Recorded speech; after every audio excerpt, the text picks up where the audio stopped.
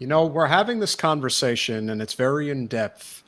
And I think about the average person who listens to a foreign policy correspondent on, let's say, CNN or MSNBC or even Fox News. And to me, I think it speaks to just how ill-informed, especially about foreign policy, that the average American voter tends to be, despite the fact they think they're well-informed, as you were alluding to earlier. Well, I read the New York Times and I know. What would you say is the biggest misconception that the average political person has when it comes to foreign policy? And what is something that you think we could learn from in regards to, when we hear something, we can recognize that, no, this is actually not true. This is the PR information that they are giving, but in reality, it's the furthest thing from the truth. Good question, Peter. A really good question. I would say that we don't live in a zero-sum world. The fact that China is becoming more and more powerful, the fact that they lifted 100 million people out of poverty in the last decade or so, that's no threat to us.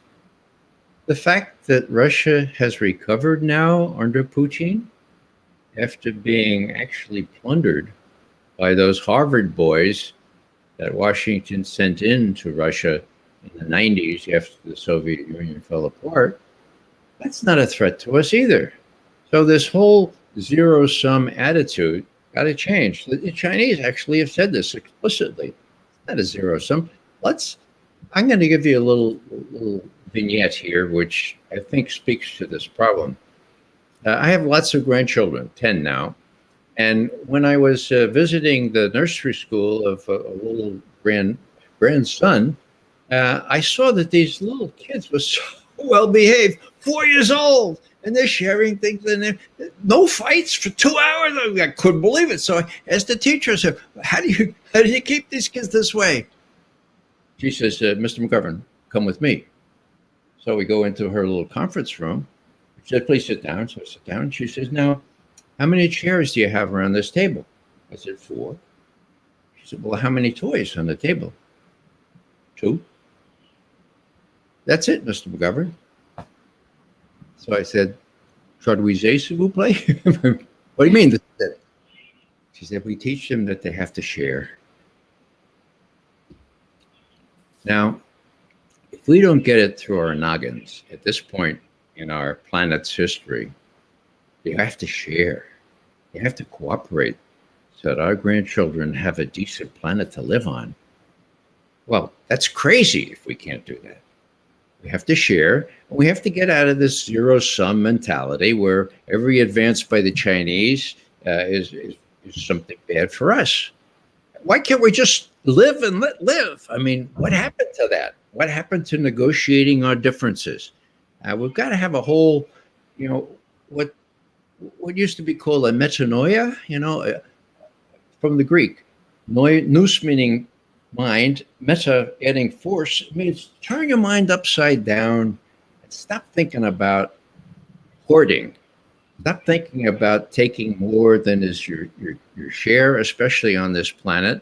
And you're starting to sound like a socialist, Ray. We can't have that kind of talk here. We're going to get, that's it. We can't have that. You're talking about sharing and we can't, that's just crazy talk here, man.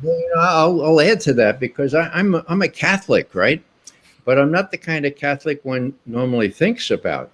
I follow the U.S. Catholic bishops way back in the 70s who said, and I quote, no one is entitled to amass more of what he or she does not need when others lack the bare necessities of life, period, end quote. Well, if that's socialism, that's me, man. I really like that kind of socialism. And of course, the guy I try to follow, Jesus of Nazareth, was pretty much the promoter of all that. So, this is really important stuff. Yeah, that if we can't learn to share this kind of stuff, if we can't get out from this business of having oligarchs and people who have multi-millions or billions of dollars while others have not the bare necessities of life.